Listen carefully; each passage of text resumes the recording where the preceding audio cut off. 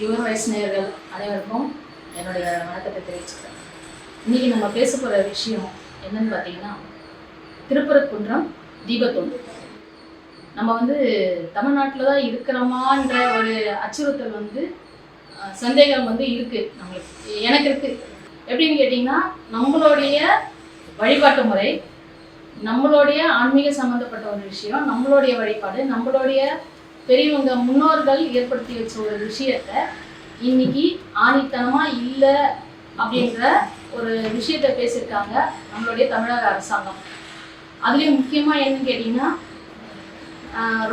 நான் ரொம்ப மதிக்கக்கூடிய ஒரு நபர், மரியாதைக்குரிய மக்களவை உறுப்பினர் கனிமொழி அக்கா, அவங்க எப்படி இந்த விஷயத்தை பற்றி பேசுகிறாங்க, டிஸ்கஸ் பண்ணுறாங்கன்றதை பற்றி எனக்கு தெரியல. என்னால் புரிஞ்சுக்க முடியல. எப்படி பேசுகிறாங்கன்றது என்னால் புரிஞ்சுக்க முடியல. எப்படின்னு கேட்டிங்கன்னா, ஒரு நில அளவு கல்லுக்கும் ஒரு தீபத்தூணுக்கும் வித்தியாசம் தெரியாமல் அவங்க எப்படி போயிட்டு பார்லிமெண்ட்டில் பேசுகிறாங்க.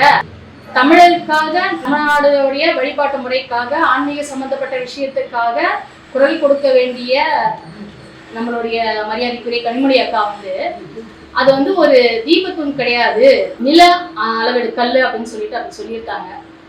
அக்கா, நான் உங்களுக்கு வெளிப்படையாக சொல்கிறேன், உங்களுடைய சந்தேகத்துக்கு நம்மளுடைய தமிழ்நாடு சேர்ந்த தொல்துறை நம்மளுடைய அமைப்பு இன்னைக்கு சொல்லியிருக்காங்க, நம்மளுடைய முன்னோர்கள் அந்த தீபத்தூணில் தீபம் ஏற்றினதுக்காக சான்று அதில் இருக்குன்னு சொல்லிட்டு.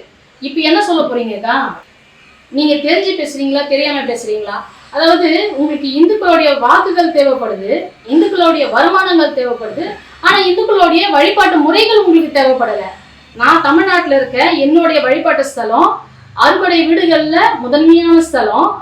ஒவ்வொரு வருஷமும் நம்ம செய்கிற ஒரு விஷயத்த இந்த வருஷம் செய்யக்கூடாது, இதை செய்யக்கூடாது, அதை செய்யக்கூடாதுன்னு மரியாதைக்குரிய தமிழக அரசாங்கத்தில் நம்மளுக்கு தடை போடுறாங்க. எதுக்கு அந்த தடை போடுறாங்க? தடை போடுறதுனால உங்களுக்கு என்ன? அப்போ நீங்க எதை ஊக்குவிக்கிறீங்க? மத நல்லிணக்கன்றது வேற, மத சார்பைன்றது வேற.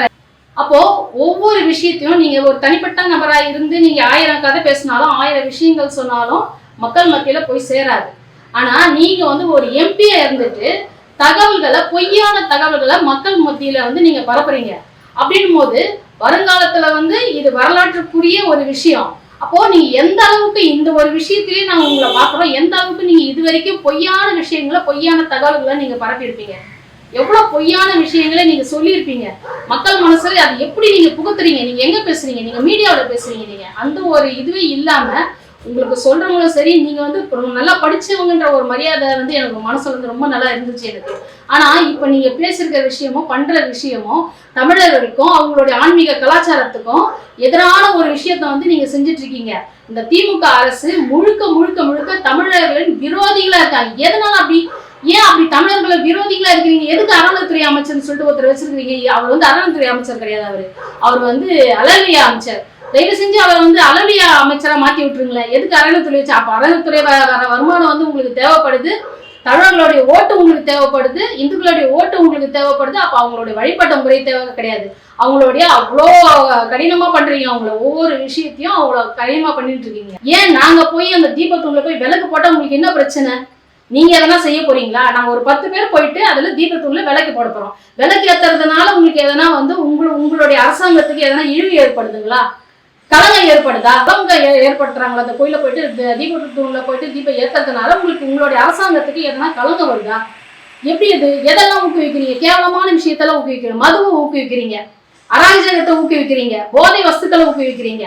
அதெல்லாம் ஊக்குவிக்கிற அந்த அரசாங்கம் ஏன் ஆன்மீகத்தை மட்டும் நீங்க இந்த மாதிரி பாக்குறீங்க?